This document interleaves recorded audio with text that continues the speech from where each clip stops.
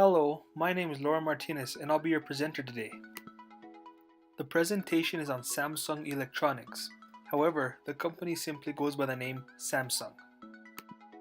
Samsung is the flagship division of the Samsung Group, accounting for nearly 75% of the group's revenue. Samsung is a multinational company. Its headquarters, which is known as Samsung Digital City, is located in Suwon, South Korea. Samsung was founded on January 13, 1969 by Lee Byung-chul, who also founded the Samsung Group 30 years earlier. The current CEO of Samsung is Dr. Kwon Ho Hyun. Samsung's vision statement is "Inspire the world, create the future." This was part of the reconstruction of what they called Vision 2020, which is to be one of the top global brands by the year 2020. And now here is their mission statement.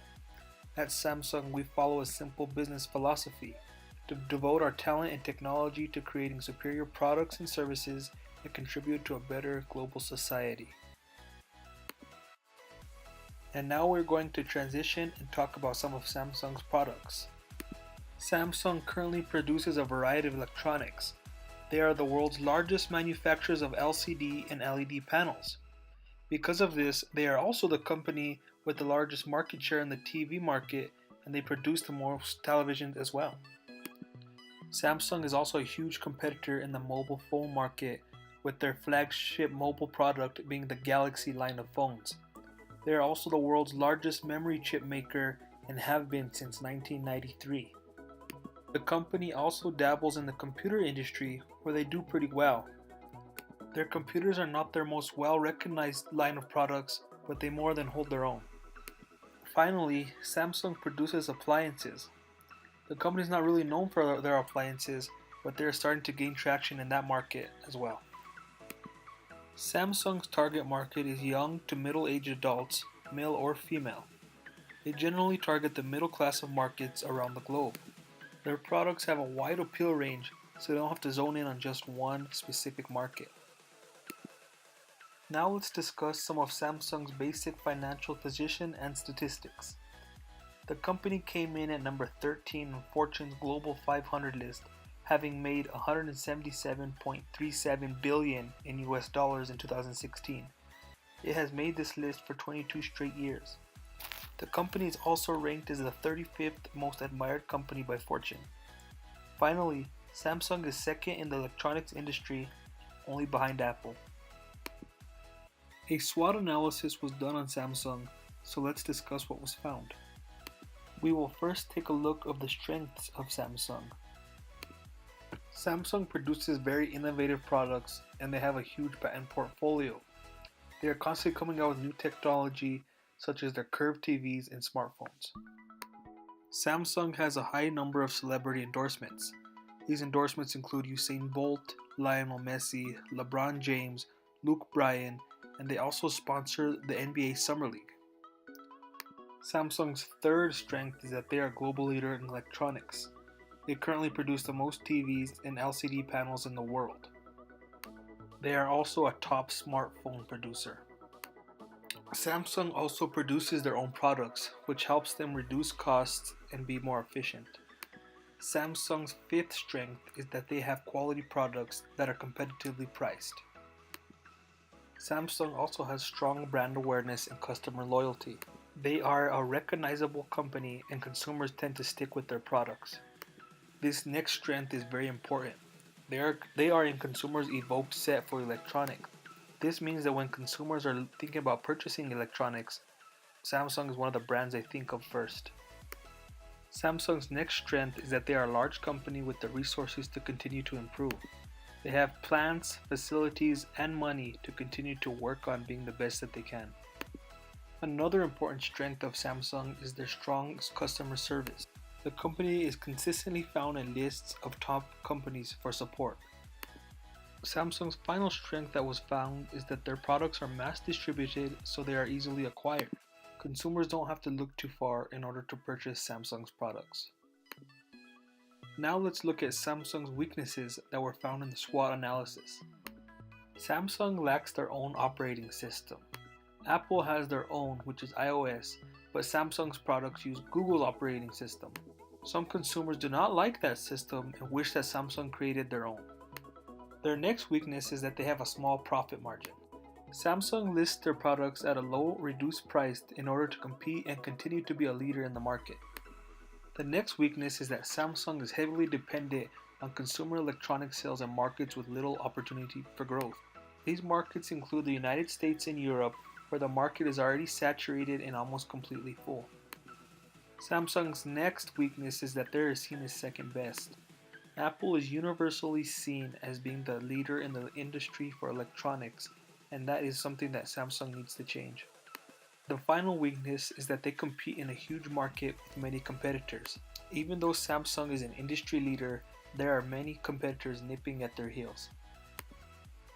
We are now going to take a look at Samsung's external environment. Up first is the opportunities portion of the SWOT analysis.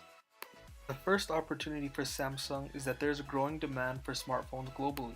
This is great for Samsung because the mobile phone devices are what Samsung is known for. The electronic market as a whole is growing in general. Samsung's other products like their computers and TVs should see an increase in sales in the coming years. New technologies are always coming out and being worked on. Samsung has the opportunity to discover these technologies first, and they should because they have a great research and development team. Samsung's next opportunity is that they have a growing online presence. Online sales are becoming the new fad, and Samsung has the ability to take over that. This final opportunity is one that Samsung should really take advantage of. Samsung's main target market consists of the middle class, and it is expected to grow in coming years, not just in the US, but around the world. We will now move on to threats to Samsung's success. Of course, the biggest threat is Apple. Apple is the industry leader and one of the top brands in the world. Apple is expected to remain at the top for the foreseeable future unless Samsung can do something about it. As was said earlier, Samsung's products use the Google operating system. Although many consumers like the system, an equal majority don't like it at all. Apple is not the only competitor. There are many other small competitors, but these competitors are getting bigger and bigger by the day as they find out ways to make their market share grow.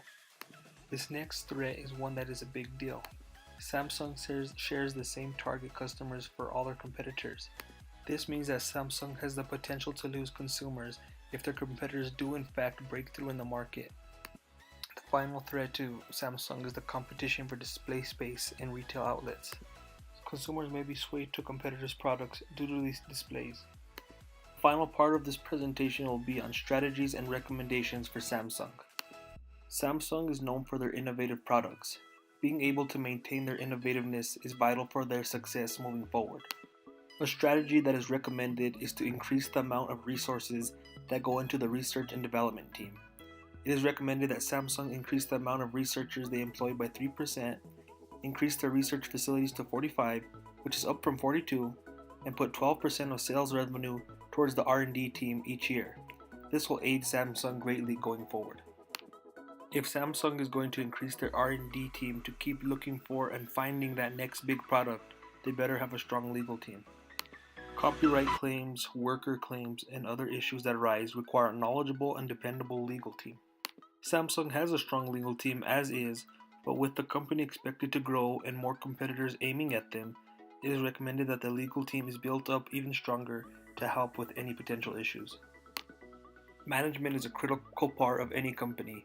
To keep up with a growing employee base, it is recommended that Samsung's management employ more training. Samsung currently has a human resource center in Brazil to aid in the training of employees in that country. It is also recommended that Samsung open a similar center in one of their larger markets like South Korea or the United States so training becomes more efficient and individualized. This increased training will give Samsung a knowledgeable workforce, and the increased HR will help keep employees happy. Management will be better suited to help and aid their employees going forward.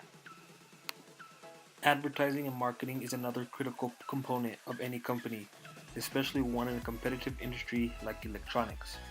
With Samsung being in the electronics industry, and with the industry and its consumers going more into digital, it is recommended that Samsung employ a digital marketing plan. Traditional advertising mediums such as TV, radio, and newspapers do not have the power they once did. Consumers are now using online places to get their entertainment. It is recommended that Samsung focus on advertising on sites such as YouTube to place commercials, since it has proven effective. Samsung should also expand their social media presence. A large majority of their target market use social media. Samsung can use social media to be extremely interactive with consumers, and this will help build trust in their brand and products. The company can also have special events like question and answer sessions to help promote engagement. A company can never be content staying in their current market, or they will never grow. Many countries contain markets that are growing and looking to increase their electronics consumption. It is recommended that Samsung expand into these growing markets to grow their presence and brand. An example of a market to expand their presence in is Africa. Africa is the second largest mobile market by connections. This is a perfect market and opportunity for Samsung to explore. The final strategy and recommendation for Samsung is what they should do with portions of their funds. A large portion, of course, goes to operating, manufacturing, and overhead costs. But what about the rest? It was already recommended that Samsung put 12% of sales revenue towards research and development. The recommendation now is to put 15 to 18% towards advertising. In a competitive industry like electronics, a large ad budget is required to get the attention of consumers. Furthermore, it is recommended that 1.5% of sales revenue go to charitable donations. Samsung makes a lot of money, so 1.5% is quite a bit, and it will help with their image and reputation. Samsung is near the top of the electronics market, and it is expected that the company will still be in the top 2 in the next 3 years. The company has all the tools and resources necessary to stay at their current number 2 spot and even make a run at the top spot. The research and development team will play a vital role in where they go in the future. Perhaps Samsung can enter into new product markets. Some creative ideas could be creating a drone, gaming console, and online music service. These are all popular products and could launch Samsung to heights never before achieved in the next few years. Due to Samsung being such a large company, they may be approached about partnerships. These should be carefully considered. Not all companies could make a good partner, but perhaps a company like Microsoft could be beneficial. The two companies could aid each other, and Microsoft may be able to help Samsung build their own operating system. Samsung is a global leader in the electronics market. Their revenues and market share illustrate this. They are a company that many competitors are coming after. This means that Samsung needs to continue at their current pace. I firmly believe that they will not slow down because they have many competitors chasing them that are pushing them, but Samsung is also tired of playing second fiddle to Apple. I believe that Samsung is going to do everything they can do to catch and surpass Apple in the coming years. Their SWOT analysis showed that they are in good position to do so, but they just have to correct a few issues. The strategies and recommendations that were made are also some that are believed to help Samsung in their goal to be number 1. Even if Samsung never does take the number 1 spot from their biggest competitor, they are still going to be in a great financial position.